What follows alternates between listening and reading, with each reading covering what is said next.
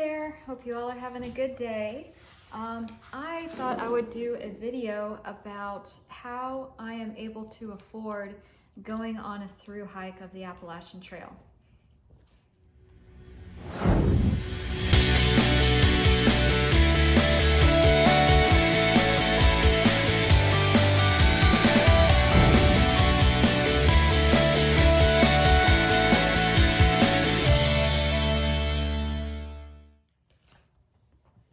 So I get asked every once in a while how I'm able to afford going on the trail and how I save up to be able to do that.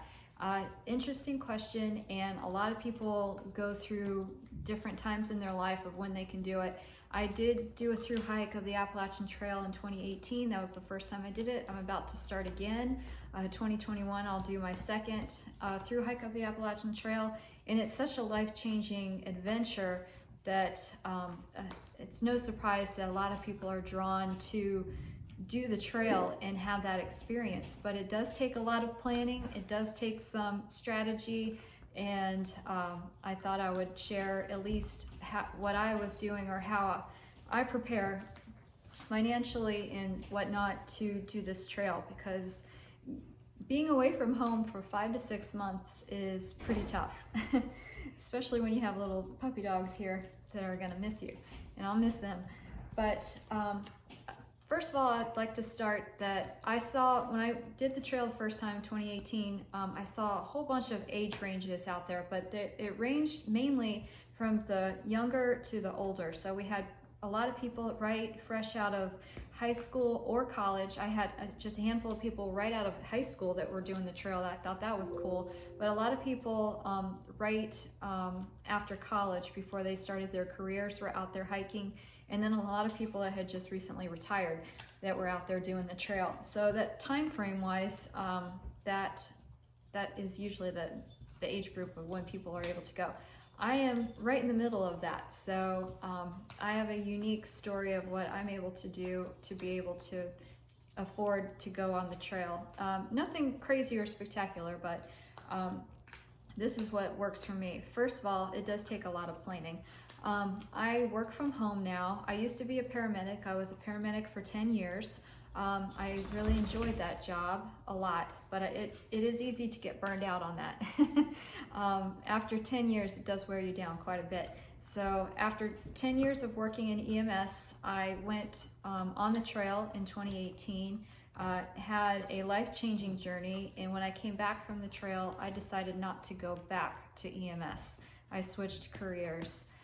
When I came back, I ended up opening up an online store where I'm able to sell, I mostly sell clothes and whatnot from a store. I'm able to run the whole thing from home, and I'm my own boss. So it works out really well. It gives me a lot of time a lot of flexible time to train and be away from home when I need to be, because I can just kind of, it runs on its own for a period of time, but I can also kind of freeze it if I need to. So that's what I have as far as work that allows me to be able to go on the trail and be away from home for an extended period of time to be able to go. My husband, he works from home too. It's nice that we both work from home together. We get to see each other a lot, but he works in IT, so he is a technical person, and he will be staying here. He stayed home and worked the first time I went out, and he'll stay, of course, again to keep working.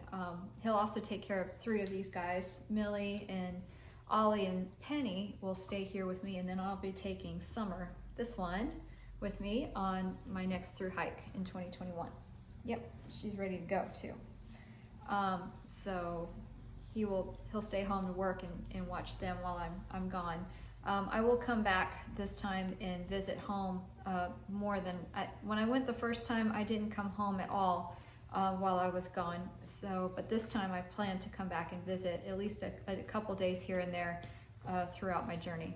So, because we didn't have 4 dogs back then, we only had 1, but now we have 4, and I'm gonna miss them and I want to see them. But I've also saved up some money when I decided I wanted to go on the trail, I started putting away money. Every paycheck I would put away a little bit here and there, and that really adds up over time. So I have saved up pretty much all the money I anticipate needing while I'm on the trail. And then I do have an income coming in that I can pay some bills while I'm gone. And of course, I have it all set up where I can pay all my bills from my phone when they're due, so I have that scheduled. I also, I live very simple. We live very simple lives as much as possible. We don't have a lot of extras. We don't go on a lot of spending sprees, or we try to be as conservative as we can. And especially when planning a big adventure like this, being away and gone for 5 or so months, I try to really conserve as much as possible so that I can save my money and to be able to go on the trail. But it does take a lot of planning, a lot of communication with your significant other to plan on being away from home for that long. But like I said, I do plan to come back and visit. I do have a budget to work with while I'm out there. I also have some emergency funds if I do run into an issue out there, like a medical problem or whatnot, or I need to get home right away. I have a cushion of money that I can use to get home if I need to or whatever. So that. Another thing that was helpful and I would say is useful if you're planning your thru hike is be patient with getting gear. Try to do your research and see what you want to get. Be sure you read all the reviews, of course, listen to some videos on other people's account on different gear that they use. Try to decide on kind of what you want and then be patient about it. There's so many places out there that sell gear, especially used gear, and you can get some pretty good deals in prices on stuff. I've gotten a lot of gear on their Facebook Marketplace. I've gotten gear on eBay, also Gear Trade and the garage sales at REI. And I'm also a part of different hiking groups. So when I get together with the group, if somebody needs gear and they have it for sale, I've sold some gear that way. I haven't, if I recall, no, I have not bought any gear from my hiking groups, but I've sold some things that I no longer needed and were still in great condition. So that's one way you can get your gear on a budget, because it really adds up. Gear can be very expensive, especially if you want to upgrade and go a little bit lighter. It does add up for sure. But over time, slowly, I have collected a lot of gear, some good gear. I've tested it out, I've used it, made sure it all works and holds up in extreme conditions like rain and cold weather. But that's been an option, and that's one way to save your budget, is to get gear slowly and get them secondhand if you're able to. It's nothing wrong with getting it and supporting other companies. I'm a big supporter of that, and I've gotten a lot of my gear straight from the companies like Osprey. I've gotten stuff from Z-Pack and other various places, REI. I definitely am not opposed to buying gear brand new, but I do also have a lot of gear that I've bought on a budget and bought it secondhand, just because I've needed to save money as much as I could and get ready for thru hikes and to be away for so long. It's quite expensive. It does take a lot of money, but I believe with the right planning and preparation, you can be prepared to go and have decent equipment to be able to use out there and have a life-changing experience. It is an amazing journey. I can't wait to, this is so exciting. I can't wait to do it again. I'm longing to be out on the trail again. Like I said, I went and thru hiked in 2018. I can't wait to do it again in 2021. And from there, go on some other trails, maybe do the PCT or CDT or some other trails as well.